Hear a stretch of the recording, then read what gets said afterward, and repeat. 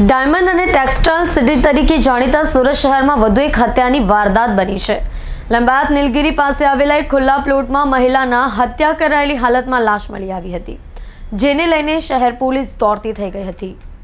સુરતમાં હત્યાનો સિલસિલો યથાવત છે। વધુ એક હત્યાનો મામલો લંબાયત વિસ્તારમાં નીલગિરી પાસે આવેલા એક ખુલ્લા પ્લોટમાં મહિલાના માથાના ભાગે ગંભીર ઈજા પહોંચાડી હત્યા કરેલી લાશ મળી આવી હતી, જેને લઈને શહેર પોલીસ દોડતી થઈ ગઈ છે।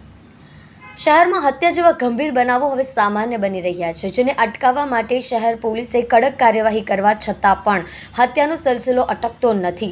ગત રાત્રે વધુ એક હત્યાનો બનાવ લંબાયત વિસ્તારમાં આવેલા નીલગિરી સર્કલ પાસે એક પ્લોટમાં અજાણી 35 વર્ષની મહિલાને માથાના ભાગે ગંભીર ઈજા પહોંચાડી હત્યા કરાયેલી લાશ મળી આવી હતી।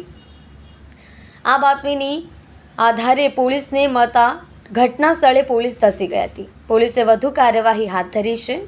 પોલીસે હત્યા બાબતનો ગુનો વધુ તપાસ હાથ ધરી છે અને અજાણી મહિલા કોણ છે, ક્યાંથી આવી છે તે દિશામાં પણ તપાસ શરૂ કરવામાં આવી છે।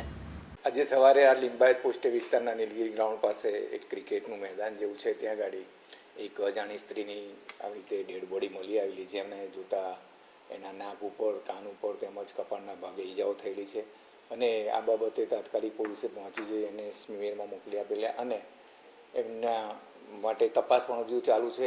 અનઆઇડેન્ટિફાઈડ ડેડ બોડી છે, એટલે પોલીસે જાતે ફરિયાદી બનીને 302 મુજબનો ગુનો પણ દાખલ કર્યો છે અને બહેન પોતે સવારે 7 વાગ્યા પહેલાંનો કોઈ પણ ટાઈમનો બનાવ હોઈ શકે છે, તેથી તપાસ હજુ ચાલુ છે। આરોપીની પણ તપાસ ચાલુ છે।